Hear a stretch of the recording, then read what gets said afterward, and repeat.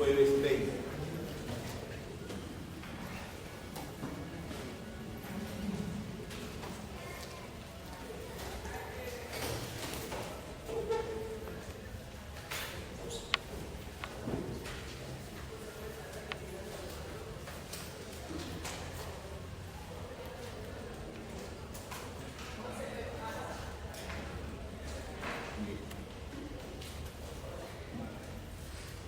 El ítem del curso ha ido evolucionando, ¿no? Después de los medios de prueba hemos visto, por ejemplo,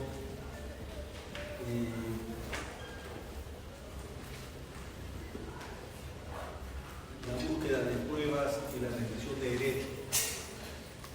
Pues hoy toca ver el tema relativo a las medidas de protección de los órganos de prueba, ¿no? Protección de los órganos de prueba.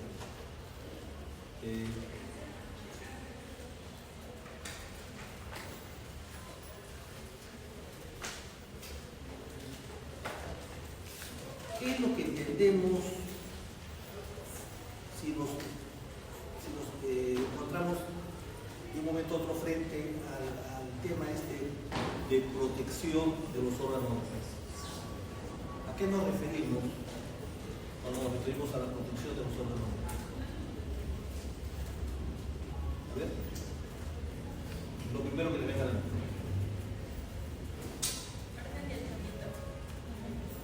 Orden de alejamiento. Con respecto al imputado.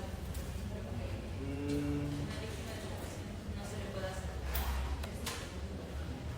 Sí. A ver. Que no sean modificados, ya sea para un testimonio, que no sea alterado, o en todo caso, si hablamos de una determinada situación, que no sea discriminada. Porque si habláramos de que hay el riesgo de que esa persona le converse o lo amenace para que cambie de declaración, ¿no? O que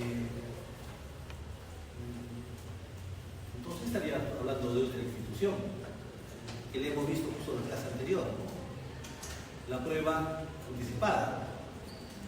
Se anticipa la prueba, ¿no? En la etapa de investigación, sea en su fase preliminar, en su fase formalizada, pero ahí se protege la información. Ya no estamos hablando de protección de información, porque incluso la prueba se puede anticipar porque la persona, el órgano de prueba, entiéndase el testigo, puede encontrarse mal de salud, ¿no? Imaginemos ha sido víctima de un evento de sangre y está pues, en una situación de que va a ser intervenido, ¿no? En una operación de riesgo. Entonces, la posibilidad de que vaya al juicio y pueda sostener en juicio su declaración imputativa, la posibilidad no es pues, muy feliz.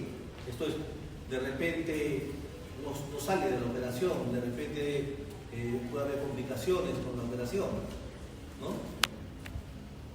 Pero ahí, como vemos, no se protege a la persona, al órgano de prueba, no se protege la información. Pero acá pasamos de la protección de la información a la protección de la persona,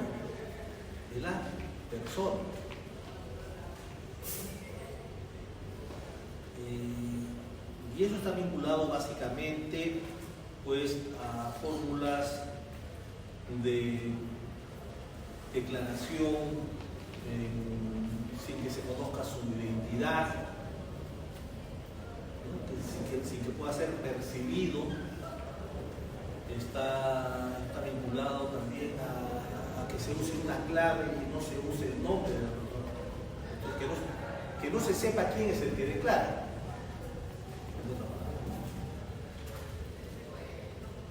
Y esto pues se comenzó a usar en la época en las leyes especiales de terrorismo que se dieron a partir de los 80, ¿no? Hasta comienzo del 2003. Entonces, ¿qué es lo que se busca? Lo que se buscaba es que la persona no sea, no pueda ser percibida. Ahora, evidentemente, eso genera una situación particular. Claro, ¿es efectivo para proteger a las personas? Sí. A las personas que portan información trascendente, sí. ¿Y cómo queda el derecho de defensa? ¿No? Hay una afectación del derecho de defensa, porque el derecho de defensa, entre otros elementos, está integrado por el derecho a la contradicción de prueba. ¿Cómo se puede ejercitar el derecho de contradicción de prueba si no se sabe quién es el testigo que va a declarar contra el imputado, contra el patrocinado? ¿Cómo puede ejercer la defensa del imputado cabalmente su derecho a la contradicción de prueba si no sabe quién es la persona del testigo? Porque hay mecanismos legales para poder cuestionar, poner en tela de juicio, incluso excluir del material probatorio las declaraciones de un testigo, ¿no? A través de la tacha. Entonces, la tacha de los testigos es un mecanismo para ejercitar el derecho a contradicción de prueba. Pero si no sabemos quién es el testigo, si no sabemos quién es el testigo, estamos ciegos, ¿no?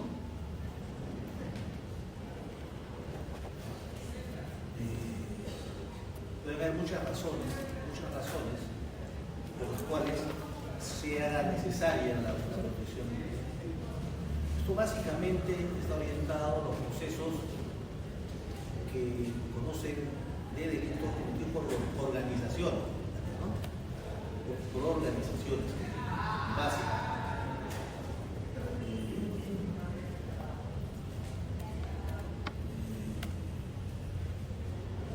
Las organizaciones criminales, dependiendo de su poder, fortaleza, de su bagaje, pueden incluso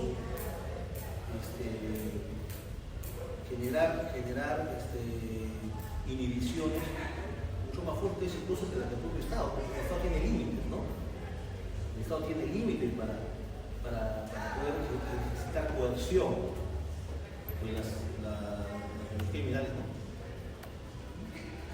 Para las organizaciones criminales no es muy difícil eliminar un testigo.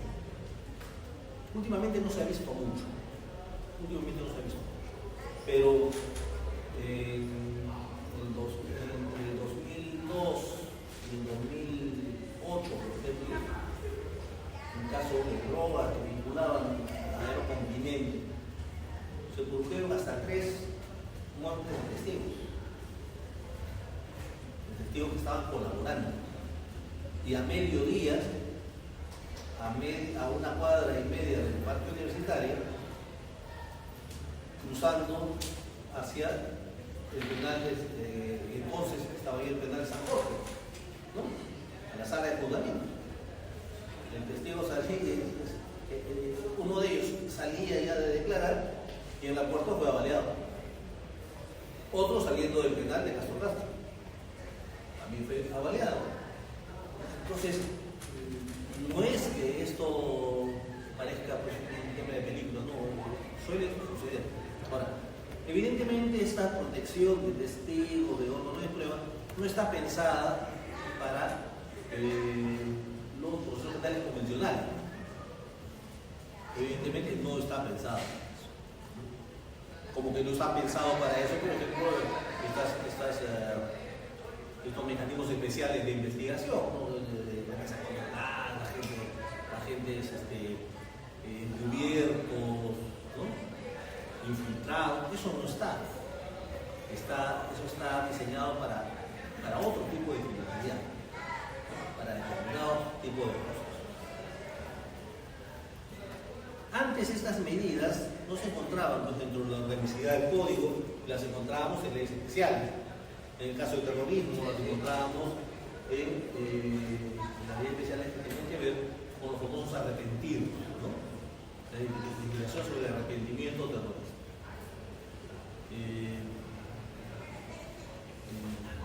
Entonces el legislador de la reforma, como ha ocurrido con todos estos mecanismos de investigación especiales, los ha incorporado al código. En algunos casos para su uso general, como es el caso del proceso de administración anticipada, por ejemplo, que inicialmente solamente jugaba para los delitos tributarios aduaneros y después tráfico de drogas, pero no más. No estaba contemplado en el código orgánico procesal penal, sino estaba pues contemplado en las leyes especiales. Lo mismo ocurría con estos mecanismos de protección, ¿no? En el caso del terrorismo. Bueno, el legislador del código lo incorpora todo y es una ventaja. Pero además, porque le da más claridad a su tratamiento legislativo y establece presupuestos de procedencia, claramente los destinatarios y los límites, ¿no? Y los límites. Antes el tema de la protección no tenía límites claros, ¿no? Se sabe de casos en los cuales ha habido cambios de identidad, no solo de los protegidos, sino de los familiares, incluso que han sido extraídos del país,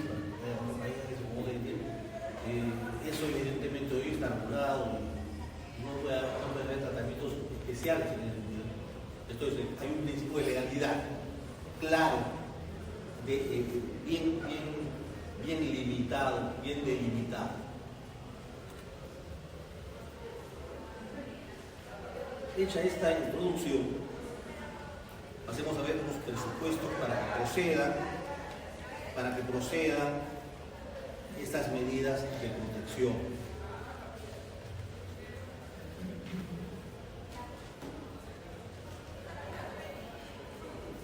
Y este presupuesto es que racionalmente se aprecie la existencia de un peligro grave para la vida, salud, integridad, libertad, incluso para los bienes del órgano de gobierno y además de los miembros de su familia. Es conocido que el mundo del crimen, y muy particularmente las organizaciones criminales, pues no solamente ejecuta sus venganzas o sus acciones respecto de las personas, del testigo concretamente o del ex miembro que opta por colaborar, sino que afecta lo más vulnerable de su entorno, básicamente el familiar, ¿no? No lo afectan a él, lo secuestran a los hijos, por ejemplo, ¿no? Algo de eso ha habido acá, por suerte no hay mucha referencia así exacta, pero por ejemplo en Colombia, en México, no lo secuestran, matan al hijo, matan a la esposa, ¿no? Entonces tiene que haber una apreciación racional, no aventurada, ¿no? Que tenga una base objetiva de este peligro.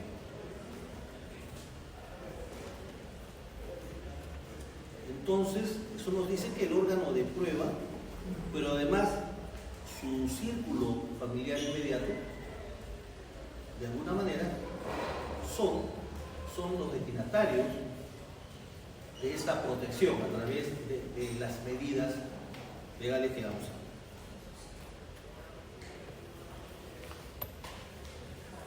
ver. De modo directo, son destinatarios de las medidas de protección, y esto está en el artículo 247 del Código, en el inciso primero, los testigos, los agraviados, entiéndase, en su condición natural de testigos. El agraviado, si bien sufre los efectos del delito, pero en cuanto a portador de información, tiene la condición de testigo.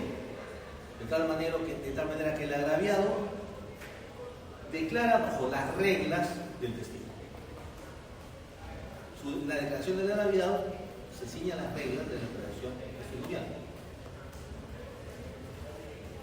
Entiéndase, en su condición, no por ser agraviado del delito, sino por ser portador de información, en muchos casos trascendente, para poder conseguir la condena del agresor. Entonces, el agraviado, en la medida que es portador de información, el agraviado, pero desde la perspectiva de su condición de testigo, de aportante de información respecto de la violencia. Los peritos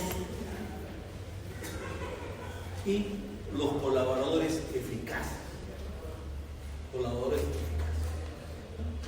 Siguiendo la línea de su origen, el origen de esta medida de protección que era, en primer lugar, acordada para los que se refieren al arrepentimiento terrorista, es la denominación que se dio a la figura genérica de colaboración en el ámbito del terrorismo. Siguiendo esa lógica, se mantiene testigos, agraviados, peritos y colaboradores eficaces. Cuando hablamos de colaboradores eficaces, pues hablamos incluso de la posibilidad de que quienes fueron originariamente imputados, o se encuentran dentro del bloque de los imputados, a partir de su acogimiento pueden pasar a ser colaboradores, ¿no? El colaborador eficaz generalmente es alguien que pertenece a la organización, se da siempre en el contexto de las organizaciones, pertenece a la organización, o es periférico a la misma. No es un requisito sine qua non que el colaborador eficaz sea un imputado, formalmente imputado. Puede acogerse a colaboración el que es imputado, está siendo indagado, está siendo investigado, o cualquier persona a quien todavía no ha llegado la investigación y que antes de que llegue la investigación se presenta y se ofrece como colaborador. No es necesariamente imputado, puede ser un partícipe periférico o central o integrante de la organización que antes de ser incorporado al proceso se presenta como colaborador. Lógicamente, postulando o pretendiendo postular o a través de la postulación de un beneficio. Básicamente que implique, pues, no ser alcanzado por la pena, que eso es lo que le más aspiración del gobierno. Entonces, eventualmente, los procesados, en la medida que se acogen a la colaboración, también pueden formar parte de estas personas destinatarios de la protección. La explicación va en el mismo sentido que el agraviado. El agraviado no se le protege porque es agraviado, se le protege porque es testigo. Al imputado no se le protege porque es imputado. El imputado normalmente tiene que ir al penal, si es que le ponen un preso preventivo o es un imputado, que todo el mundo tiene que saber que es imputado. ¿A partir de qué momento el imputado puede ser destinatario de la protección? En la medida que se acoge a servir de colaborador, se acoge a la colaboración eficaz, en consecuencia da un primer nivel de información, esa información se verifica y luego vienen los acuerdos, incluso de participación en qué procesos, contra quiénes pueden participar.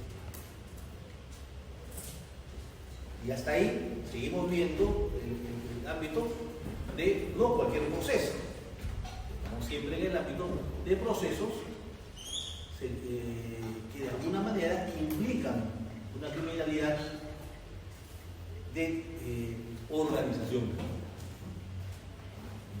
Ojo, no solo, estamos hablando de organizaciones violentas, no solamente esto se acuerda en el caso de tráfico de drogas, terrorismo, no sé, ahora que está de moda, las extorsiones, ¿no? También hay otras que son menos violentas, pero que no dejan de tener un fuerte componente, que pueden llegar a tener necesidad de suprimir las fuentes a los órganos de prueba para poner a buen recaudo a los miembros, incluso a los altos dirigentes de las organizaciones. Estamos hablando de aquellas organizaciones que se forman en el contexto de la criminalidad funcionarial, ¿no? Esto es, las organizaciones que se forman en torno a los delitos de corrupción, vinculados con la corrupción funcional, donde no solo vamos a tener funcionarios, en muchos de los casos de alto rango, a veces en rangos más altos, sino además, en conjunción, empresarios, ¿no? Entonces, los extraneus, en esos casos de alta criminalidad funcionarial, pues también son funcionarios de alto nivel. Entonces, en estos casos también se presenta esa posibilidad y esa necesidad de colocación, ¿no? Muchos me dirán, sí, pero los funcionarios, los operarios no van a estar matando. No creo que ellos lo hagan. Pero los sicarios se ponen al servicio, ¿no? Entonces, si surge la necesidad de cancelar a un testigo, la información que da puede ser fatal para todos los miembros de la organización o para los principales, pues evidentemente no necesitan ser ellos directamente, ni la misma organización necesariamente va a tener escalones ejecutivos de este tipo de cosas, ¿no? Pero el mercado criminal tiene abiertas las posibilidades de poder hacer uso de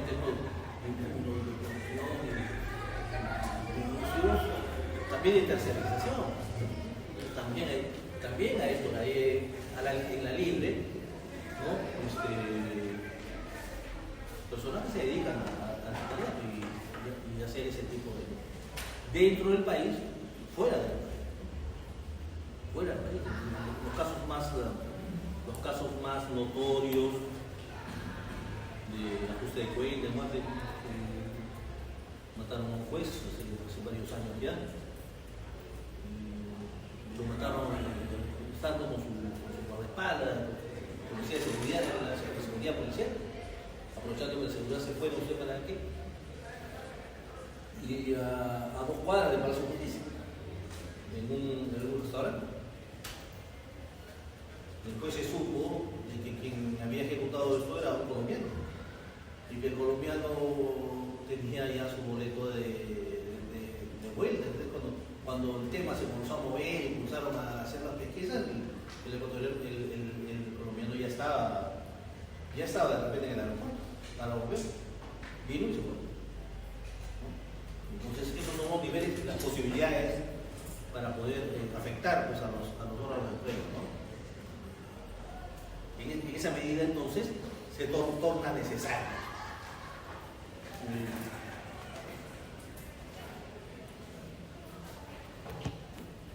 Ahora, esas medidas de protección, para su adopción, el mismo código plantea una serie de criterios de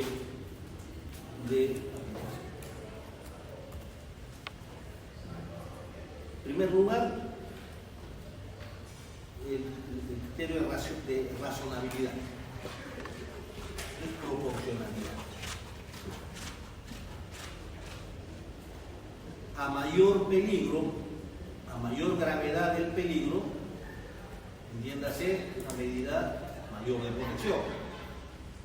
A menor gravedad, menos protección.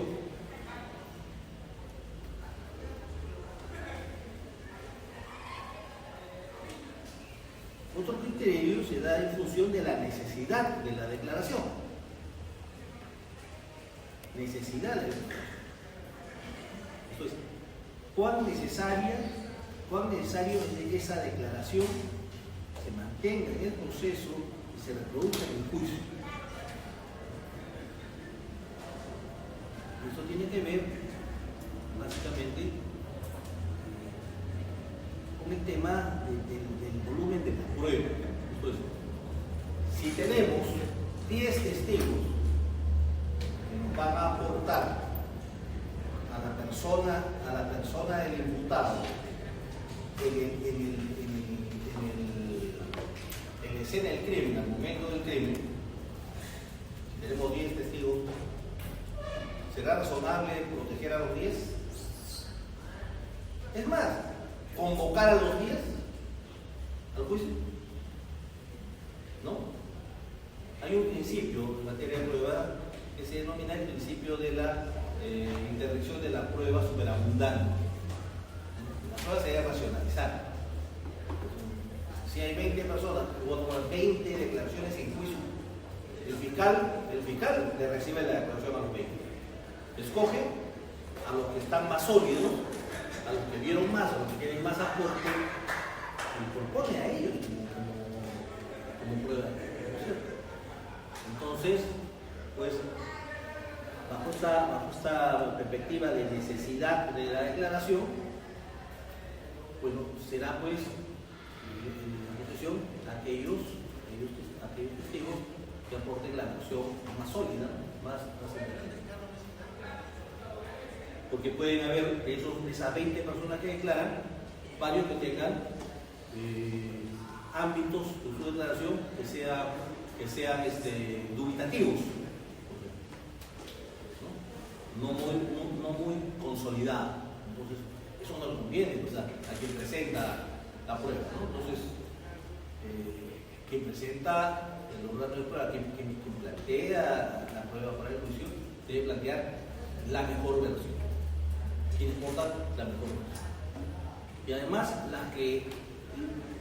aquellos órganos de prueba que se considere que pueden soportar mejor los rigores de un contrainterrogatorio.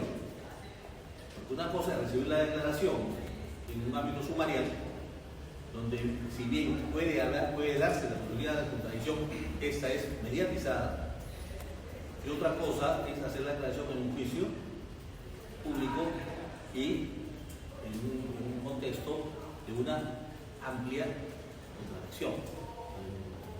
Eso también tiene que evaluar quien ofrece a la figura. La necesidad de la declaración, la necesidad de la protección, esto es el riesgo, la entidad misma del riesgo.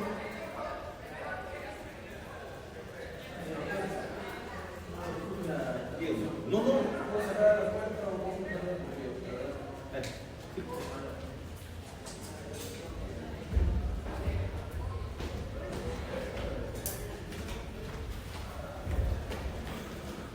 Ahora, las medidas de protección se pueden disponer no solo a pedido de parte, sino también de oficio.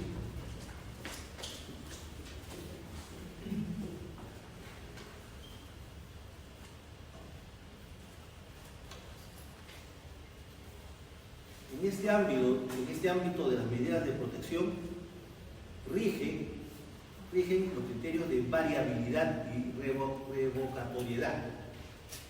¿Qué queremos decir? Que las medidas de protección pueden variar en función de las necesidades del momento, ¿no? Pueden haber determinadas medidas que se pueden mantener hasta antes del inicio del juicio, pero en momentos previos a la declaración en el juicio es evidente que puede darse una mayor posibilidad, un mayor riesgo. Las medidas en ese ámbito pueden entonces en ese momento ser variadas para reforzarse. O luego de la declaración también, ¿no es cierto? momentos posteriores a la vida.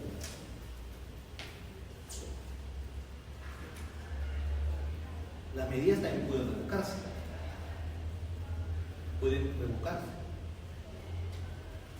Cuando dejan de ser necesarias. Y pueden dejar de ser necesarias por varias razones. Yo recuerdo mucho un caso de terrorismo.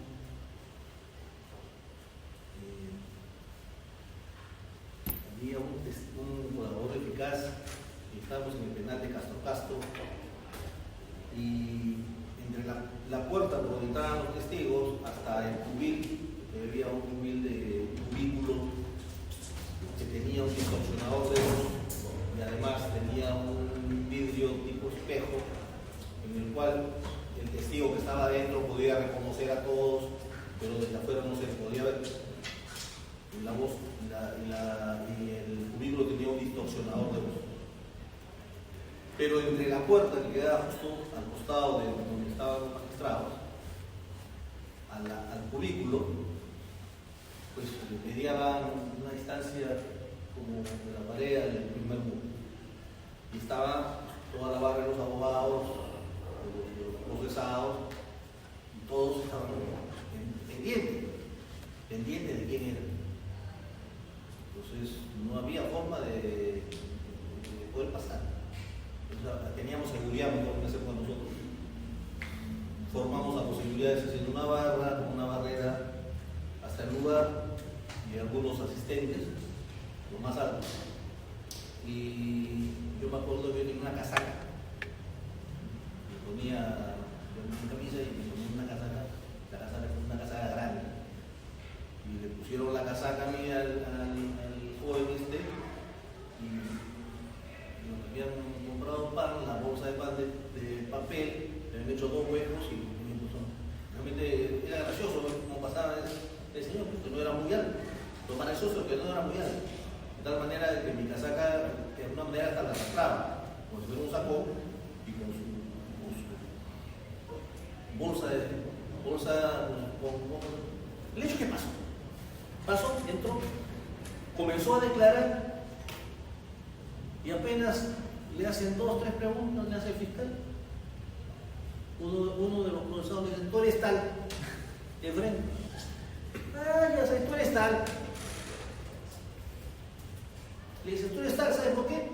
Porque tú estás hablando algo que solamente lo conocemos tú y yo. Tú estabas conmigo. Y a ti te cambió de verdad. ¿No? Tú eres. ¿Sabes qué hizo el testigo? Se sacó unas cosas y salió, dijo: yo voy a declarar acá afuera. Y declaró y comenzó a cambiar su declaración. Ya no había necesidad. ¿No? A la semana le quitaron la protección. ¿Por qué? Porque el sistema no lo protegió adecuadamente, el fiscal no tuvo el tino y le hizo preguntas que de alguna manera, en la sola contestación de las preguntas lo ponía pues en la pantalla. Claro, ya no hubo necesidad. Después nos enteramos que lo habían reacogido en el penal. Lo habían reacogido. Entonces, ahí quedamos. Entonces sí, pues hay múltiples razones. Esa, otra razón para el cese de la protección es, por ejemplo, si se determina que ha falseado la realidad del juicio. El colaborador, por ejemplo, que falsea la verdad y eso se llega a determinar en el juicio, que miente, que ha mentido, pues tiene que levantarse la reserva de identidad para que el agraviado con esa falsa declaración en juicio pueda accionar, no solo penalmente, sino incluso civilmente. Entonces, la protección no es para siempre, la protección no siempre va a tener la misma magnitud, la misma intensidad, ¿no? Porque obedece a criterios de riesgo de necesidad. Los riesgos no necesariamente se mantienen, ¿no? Salvo casos excepcionales, ¿no? Como por ejemplo el de la fatwa contra el Salman Rushdie, creo que fue el novelista hindú que escribió un libro hablando mal de la Virgen María, creo, y que en esa época estaba el Ayatollah Khomeini, lanzó una fatwa para que todos los musulmanes, cualquier musulmán en el mundo, lo maten por haber hablado mal de alguien que era considerado entre las personas vinculadas pues, a Mahoma y a Alá. En esos casos, por ejemplo, pueden mantenerse los riesgos, ¿no? Por razones ya ideológicas, religiosas. Pero cuando hablamos de los riesgos suelen cesar cuando ya se produce la información. Se produce la información, la declaración en juicio, eso va a tener un momento y luego eso va a ir desapareciendo.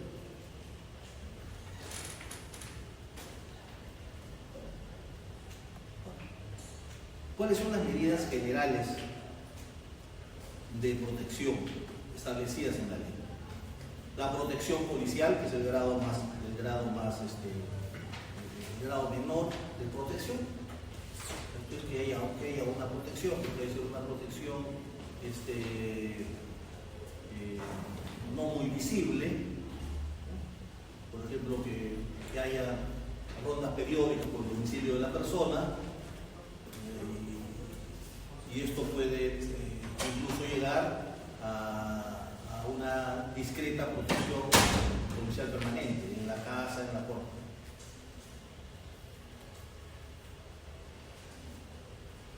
Una segunda medida, el cambio de residencia, del lugar de residencia. Cuando hablamos de medida, hablamos de que es una medida dispuesta oficialmente, pero además asistida económicamente. No se le dice a la persona cambio de domicilio, no todas las personas están en posibilidad de mañana hacer cambio de domicilio para el lunes. Hay una partida económica para el cambio de domicilio, ¿no? Ocultación de paradero. Esa persona en ningún expediente, en ningún documento, ninguna información oficial puede dar cuenta de su paradero, dónde se encuentra. Y para efecto de las citaciones y concurrencias, audiencias, diligencias investigativas o de juicio, las notificaciones llegan al Ministerio Público y las retiene la Fiscalía les hace llegar la información y coordina la presentación bajo reserva de identidad a la ocultación de paradero. La reserva de identidad y demás datos personales.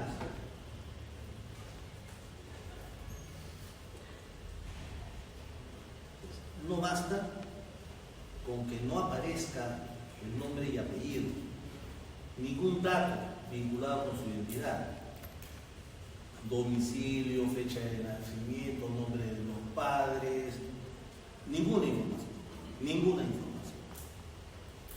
Y esto viene asociado al uso de claves, ¿no? Testigo con claves. Testigo con clave, hay una clave por la cual se identifica. Esto del uso de claves, en la época de la primera, segunda legislación antiterrorista, incluso esta medida de protección alcanzaban hasta los propios jueces. Hasta los propios jueces, quienes fueron jueces entre los 80 y los 90, entre los 80 y 90 en el ámbito del terrorismo, los jueces eran jueces sin rostro. Entiendas, jueces ni que no aparecía su identidad. Y firmaban solamente con una clave. Entonces, la resolución no tenían firma después, tenían una clave. Numérica. La clave numérica. Ahora, eso también en cuanto a los arrepentidos, sí, claves. Luego esas claves comenzaron a ser predecibles de alguna manera, porque, por ejemplo, a quienes los arrepentidos vinculados con Sendero Luminoso, por ejemplo, tenían el componente de letras de esa clave era homólogo. El Sendero tenía 3 letras que distinguía de alguna manera a colores vinculados con Sendero. Los colores vinculados con MRTA tenían otras letras. Pero luego las personas comenzaron a darse cuenta que había cosas predecibles en esas claves, que luego tuvieron que cambiar, ¿no? El 1 era para varón, el 2 era para fémina. Entonces uno podía predecir, leyendo la primera parte, no, este es un color Sendero y es mujer. Pues el color Sendero es varón. Entonces, como las claves se fueron tornando predecibles, porque se fueron cambiando, tuvieron que cambiarse también. Ahora, la ocultación de paradero necesariamente se da en un texto donde también juega con la reserva de identidad de más datos. No tiene ningún sentido, no tendría ningún sentido que se oculte el paradero, pero que no se oculte la identidad.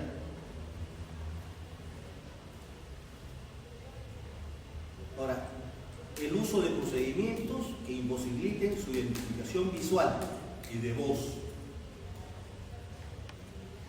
Eso tiene que ver con los famosos cubículos. Entiéndase, uso de procedimientos que imposibiliten su identificación visual y de voz. No quiere decir que la persona ande con un distorsionador de voz o dentro de una caja, no. Para efectos de presentarse en las actuaciones del proceso. Por eso es que en cada sala de juzgamiento que se llamaba terrorismo, creo que ya sigue habiendo en caso Castro todavía, en caso Castro sigue habiendo esas salas con el cubículo y con el distorsionador de voz. El distorsionador que la voz cuando declara se parece mucho a la voz de Pato Gómez. Exactamente, esa es la forma de distorsión. Es hasta chistoso. Esto es distorsionado, ¿no? Entonces, la finalidad no es otra de ocultar a la persona, que no vean sus rasgos físicos y que tampoco lo puedan sacar con la voz. Por eso, todo lo que hablan a través del distorsionador, hablan con una tona. Parece que se uniformiza el tonito. Fijación como domicilio a efectos de citaciones y notificaciones, la sede de la Fiscalía, quien las hará llegar reservadamente. Y por último, algo que hoy ya no es ninguna novedad porque lo hacemos todos los días, ya, y no en caso de colores. Ya ahora pues, la mayoría de las audiencias ya no son presenciales, son virtuales en todas las cortes. La utilización de procedimientos tecnológicos como videoconferencias en tiempo real u otras. En su momento, esto fue importante para conseguir, por ejemplo, declaraciones de agraviados que quedaron muy impactados después de haber sido secuestrados. Por ejemplo, hablamos del caso de ese nombre, pero empresarios de origen japonés vinculados con el tema de vino, ¿no? Que incluso se fueron a vivir a otro país. La única forma de que aceptaron declarar fue hacerlo desde el lugar donde estaban, pero sin identificación del lugar y a través de videoconferencia. Cuando la videoconferencia no era pues el pan de todos los días, ¿no? Estas son las medidas generales. Hay otras que resultan siendo especiales, ¿no? Tienen una suerte de especialidad. Se denomina también adicional.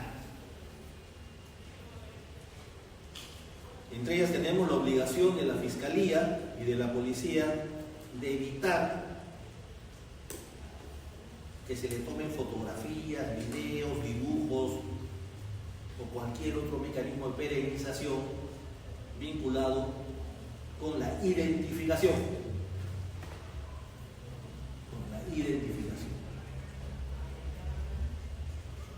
Es una regla general, es una regla, al menos en el sistema norteamericano, es una regla general. No pueden entrar cámaras a los equipamientos y tampoco se puede tomar fotos. Pero lo que sí se puede hacer es tomar referencias y pintar. Los periódicos tienen personas que entran a las audiencias y hacen unos bocetos que son casi parecidos, ¿no? Claro. Entonces, es una regla. Yo dije también para Puerto Rico, ¿no? No es como acá, que acá entra la cámara. Además, el Poder Judicial tiene su canal que pasa las audiencias, lo cual no está mal, porque amplía los efectos de la publicidad más allá del ámbito de la sala de audiencia. Porque al final la publicidad lo que busca es que los ciudadanos vean la forma como los jueces que los representan imparten justicia, y que puedan, en el seguimiento de un proceso, formarse criterios de que si lo hacen bien o no lo hacen bien, ¿no? Es parte del mecanismo que posibilita lo que es el control ciudadano del funcionamiento. ¿Sí, cuál es el punto? Por eso, doctor, lo que comenta el principio de publicidad, si bien hacen una comparación con el sector privado, como en la legislación estadounidense, ¿qué tan importante? Porque ahora pues, también está un tema de audio que no debería, por ejemplo, las audiencias de justicia preventiva no deberían pasarse por televisión. Entonces, ¿qué tan importante o relevante puede ser? Quizás no tomar, bueno, como es un principio, pero no tomar mucho en cuenta el tema de la publicidad, por lo menos realizar audiencias de índole inclusive privada, ¿no? Si existiera esa posibilidad, ¿por qué no sería plausible quizás alguna audiencia? A ver, pensando, ¿qué es lo que se busca garantizar, por ejemplo, en el sistema norteamericano, con esa imposibilidad de que se pueda grabar las actuaciones del juicio, no con el imputado, vestido con su uniforme pues, naranja, con un número? Es el tema de la estigmatización. De alguna manera, el sistema norteamericano es más coherente. Presunción de inocencia, hasta que esta persona no me la condene, es presunción inocente. ¿No es cierto? Esa es la idea. Entonces, porque presentar en el juicio y pasarlo por televisión a nivel nacional a alguien que es acusado, ¿no? Haciendo ver las imputaciones, pues no todos van a terminar de ver el juicio, ¿no? Para comenzar. Y el estigma siempre va a quedar. Entonces lo que se busca ya en los juicios es que no haya ese estigma. A menos que el Estado no genere el estigma. El Estado no genera el estigma. Pero tiene que ver también con otra cosa, ¿no? El Perú es uno de los países donde menos ciudadanos demandan al Estado por temas vinculados con la justicia penal. Entonces, en otros países, los absueltos, por duda, por falta de pruebas, lo primero que hacen, una vez que termina el juicio o recobran su libertad en el caso del Estado detenido, es meterle una demanda penal del Estado. ¿No? Pero acá no. Acá no. Creo que hasta en Bolivia lo sé. Oye, en Estados Unidos es verdad. Cualquier bufete de abogados es capaz de decir, tú no inviertas ni un sol, quedamos en una parte de lo que ganamos y lo demandamos al Estado. Yo te garantizo que sacamos tanto, la mitad nos quedamos nosotros, la mitad tú. Entonces, no hay eso. Acá no hay eso. Ahora,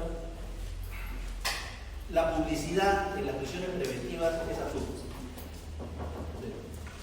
No se sostiene racionalmente el decir, oye, la publicidad en la prisión preventiva. ¿Por qué?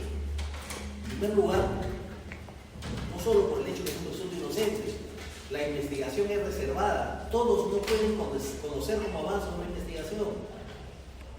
¿Por qué? Porque desde afuera se puede boicotear una investigación. La investigación, hasta que no concluye la investigación, es lábil. Es muy frágil. Por eso es que hay el principio de reserva para la investigación. No es porque queremos ser inquisitivos, no. Es por el tema de que quienes conocen la investigación, los que participan de ella, fiscal, jueces, abogados, a ellos se les puede controlar, al abogado se les puede disciplinar, pero a los que no conocemos no nos podemos controlar. Entonces, si nosotros publicitamos la audiencia, y al publicitar la audiencia publicitamos la investigación, porque ahí lo que se está hablando es cómo avanzó la investigación, hasta dónde ha avanzado y a quiénes ha alcanzado. Y los que todavía no han sido alcanzados ya están informados, ya saben qué hacer para que no los alcancen. No sé si me entienden.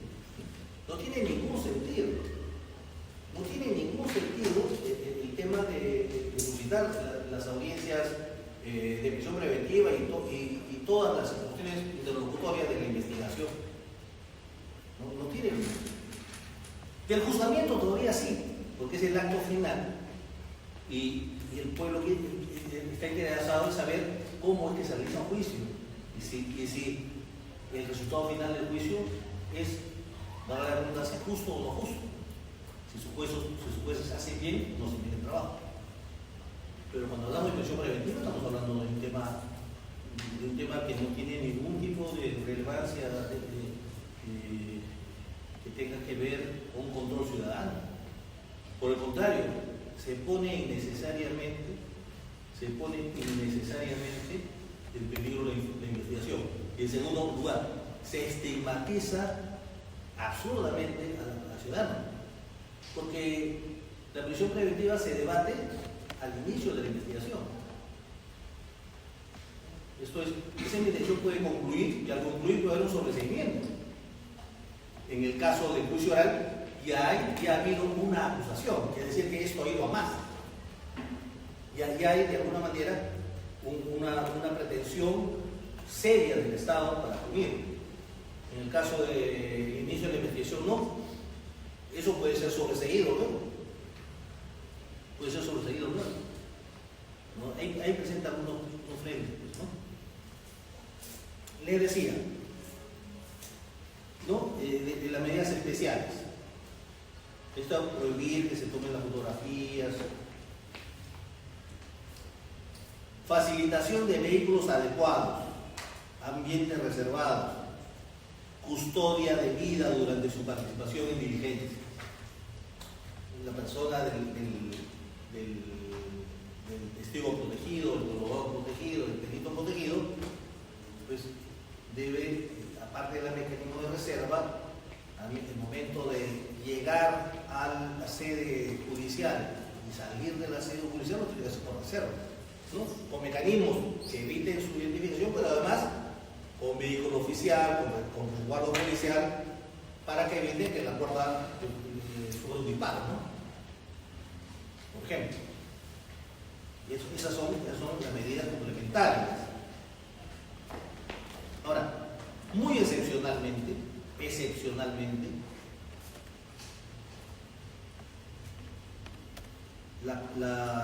la protección puede incluir la emisión judicial de documentos con cambios de identidad. Esto es, se le dota, se le cambia de identidad. Esto puede alcanzar a la persona, el protegido directo, testigo, perito, colaborador, y de sus familiares, de su círculo inmediato familiar. Esto generalmente viene aunado a el hecho de que se le dote de medios económicos para cambio de residencia y lugar de trabajo. Y eso se puede dar dentro del país o fuera del país. Esa es una medida que está establecida dentro de la ley, pero como una medida excepcional.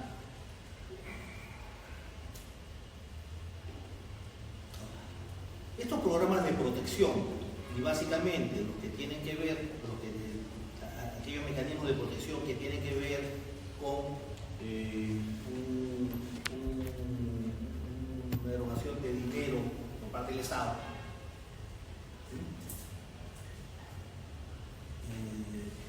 se acuerdan en un programa, en el programa de protección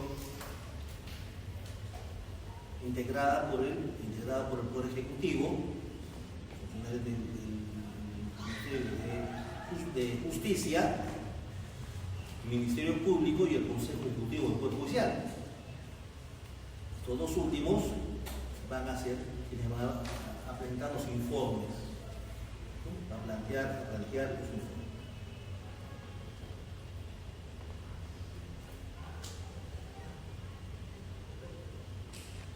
Entonces,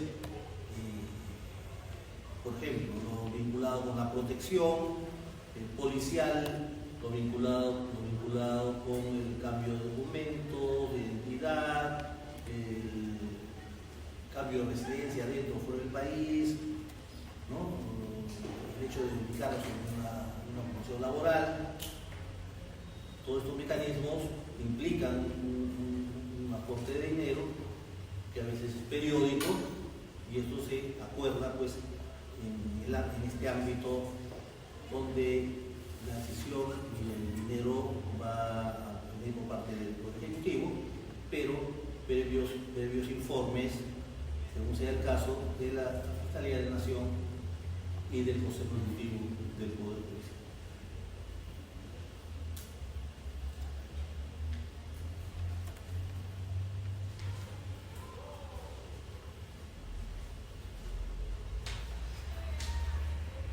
Hasta ahí. ¿Alguna pregunta? ¿Algo que me haya quedado claro?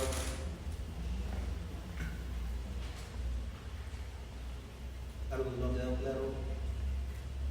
Sobre protección.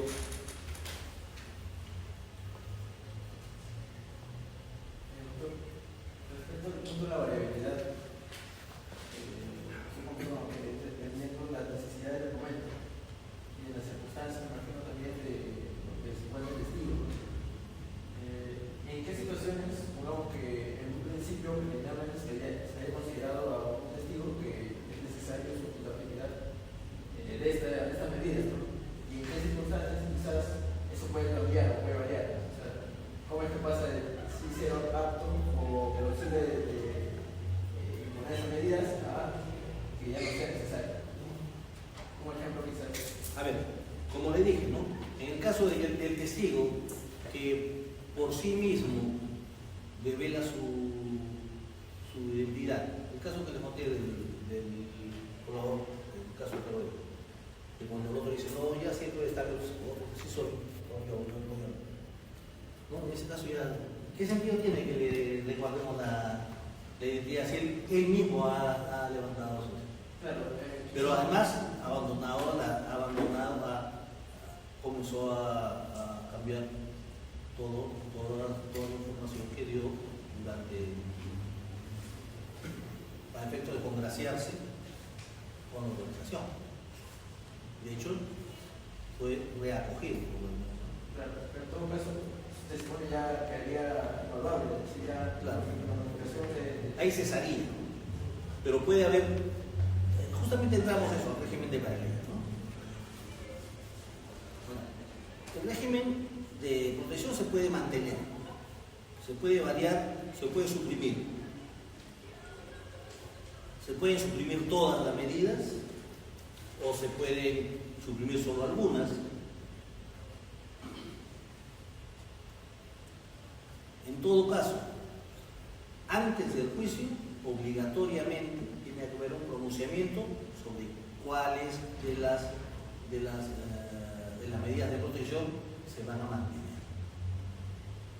Eso debe dilucidarse antes del juicio. Antes del juicio se debe decir, bueno, el tal testigo tiene este rango de protección. Claro.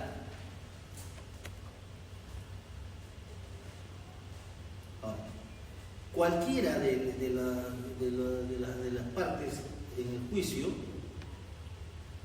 puede solicitar motivadamente que se le informe de la identidad antes del inicio del juicio, de la identidad del testigo protegido, del colaborador o del perito.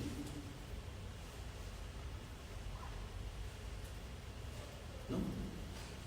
Lo puede hacer antes del juicio, donde va a declarar evidentemente este testigo, o antes de que se produzca, de ser el caso, la audiencia de prueba anticipada, porque también al testigo protegido, respecto al testigo protegido, se puede realizar prueba anticipada en cuanto a su declaración.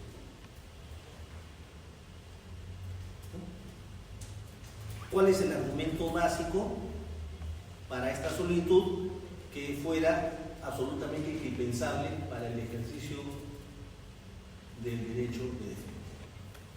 Particularmente en el caso de quien lo solicita, quien solicita la información, que sea especialmente importante.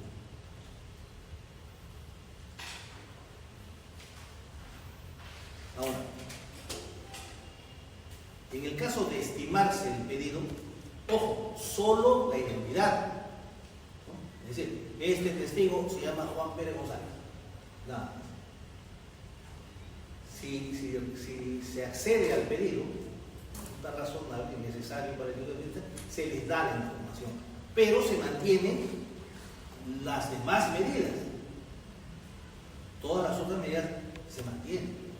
Eventualmente podrían inclusive incrementarse, ¿no? Eventualmente podrían no mantenerse, sino incrementarse, complementarse con otras medidas de seguridad. En atención a que este develamiento del nombre puede generar un incremento de peligro, entonces un incremento de peligro o un incremento de protección. La regla de proporcionalidad no diría eso.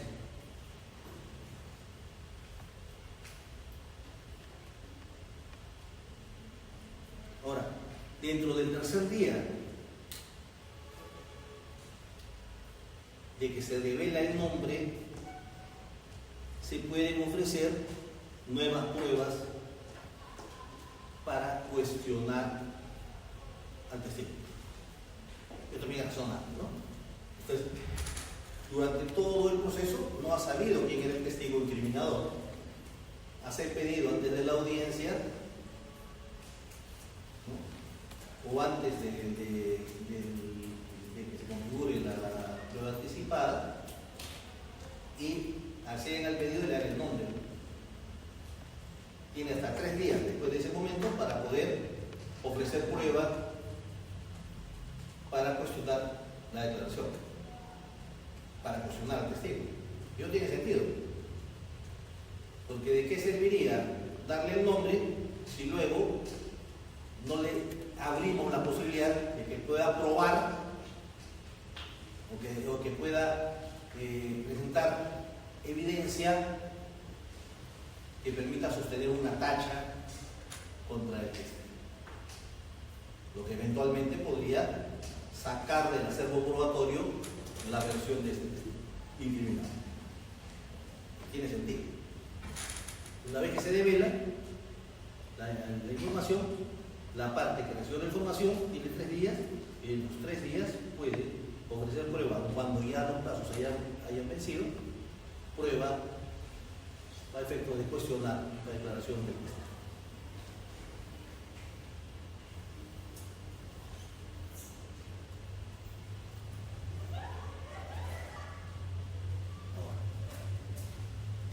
primeras medidas, las medidas primarias, son dictadas por el fiscal. Respecto de estas medidas de protección dictadas por el fiscal, puede producirse reexamen. La parte interesada puede instar un reexamen ante el juez de ejecución verbal. Contra la resolución del juez respecto del reexamen de la medida, procede recurso de apelación. Entiéndase, todo esto se maneja en un cuaderno especial.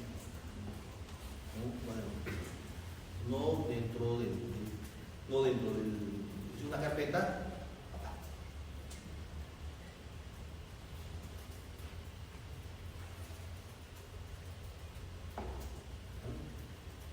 ¿Alguna pregunta porque no haya quedado claro? Doctor, disculpe, ¿existen otros criterios para aplicar estas medidas de corrección adicionalmente a la proporcionalidad y la necesidad de la prueba? A ver. No eran solamente esos dos.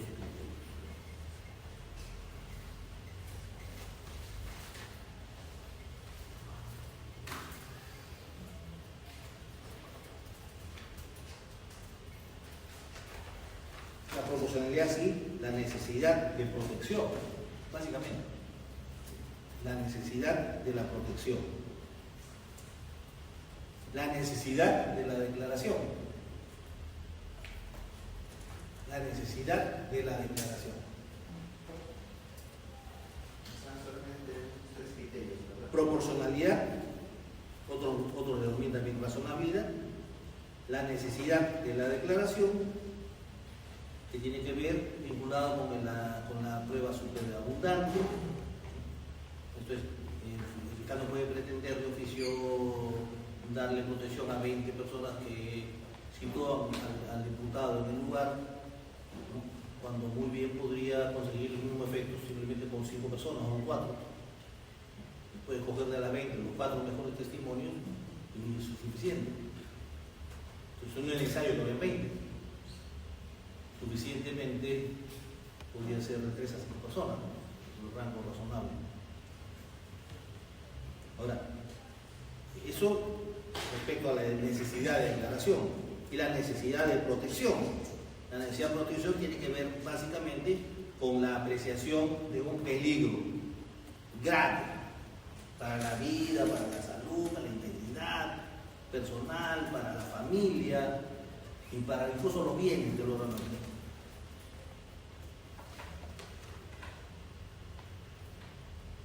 Esos son los criterios principales, ¿no?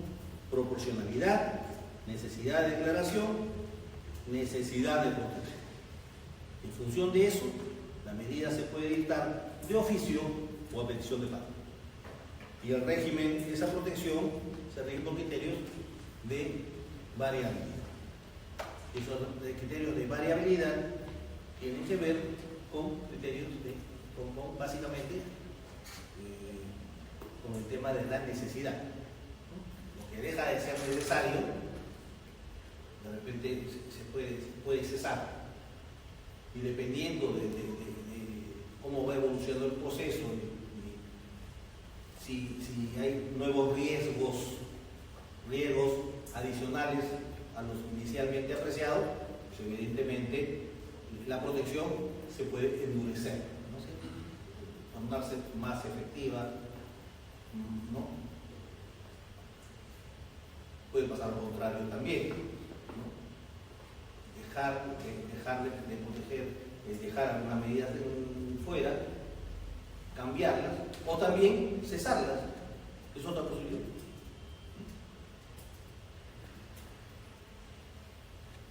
Puede cesarse incluso al pedido de misma la persona que opta por abandonar el proceso de colaboración, muestra su rebeldía frente a la colaboración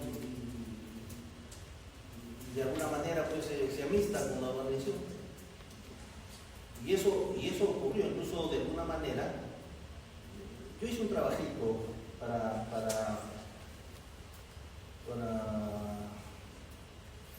un evento internacional que hubo sobre el requerimiento terrorista, ¿no? Y hubieron arrepentidos que arrepintieron, ¿no? que luego se arrepintieron de haberse arrepentido. ¿No? ¿Por qué? Porque el Estado no soltó cancha. Se arrepintieron todos y después, al final, la protección que tenían entre el penal ya no era protección. Y eran sujetos de bullying. Y justo en el mal momento de que se produce la rejudicialización y volvieron a ser importantes. ¿No? Recuerdan ustedes que hubieron todos los procesos con jueces sin rostro, ¿no? O incluso procesos en traición a la patria, fueron militares. Y ahí declararon, cuando dejaron de ser importantes, ya en el penal ya no estaban separados, al final se arrepintieron, vivían acosados en un subpabellón, todos los arrepentidos, temblando de lo que podía pasar. Mientras el pabellón de cada uno, básicamente, por eso de los llenaba. Entonces terminaron arrepentiendo. Muchos de ellos, en la rejudicialización, ya lo que buscaban era más bien amistarse con ellos, ¿no? Demostrar que ellos no iban a declarar, que iban a declarar en contra de lo que habían dicho. ¿No? Hablo de aquellos que no obtuvieron el premio mayor, ¿no? Que fue la extensión de pena, no llegaron a eso. Su información era regular nomás, en consecuencia se mantuvieron en el penal, le dieron beneficios solamente dentro del penal. Y volvieron a repetir.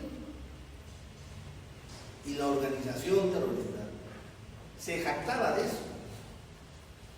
Y que ellos eran magnánimos. Que a quienes los habían traicionado, ellos los habían reacogido para que vean que, ¿no? Para que vean que nosotros hacemos lo que no hace el Estado. ¿No? De alguna manera, ¿no? Ese era su marco. Y realmente se dio esa figura de los doblemente arrepentidos. Se arrepintieron de ser terroristas, pero no se arrepintieron de haberse arrepentido, porque las expectativas que tenían ellos del premio de su delación no fue cubierta por esta desgraciada. Y ocurrieron todas esas cosas en el camino. Evidentemente, esa fue la primera experiencia de protección. Hoy, esta protección, estas medidas de protección se cumplen, ¿no? Y ya no dependen solo de la policía, solo del delincuente, no. Ahora dependen de los más altos niveles del Estado. Básicamente lo que tiene que ver con compromiso de dinero, de aportes, el tema de cambio de alimentación. El tratamiento hoy es mucho más efectivo además. Y los resultados lo muestran, no se avisaron en estos momentos cambios, no ha habido, no estamos viendo como antes, digamos, el tema de que colaboradores vemos cambios, colaboradores automáticos. ¿Alguna otra pregunta?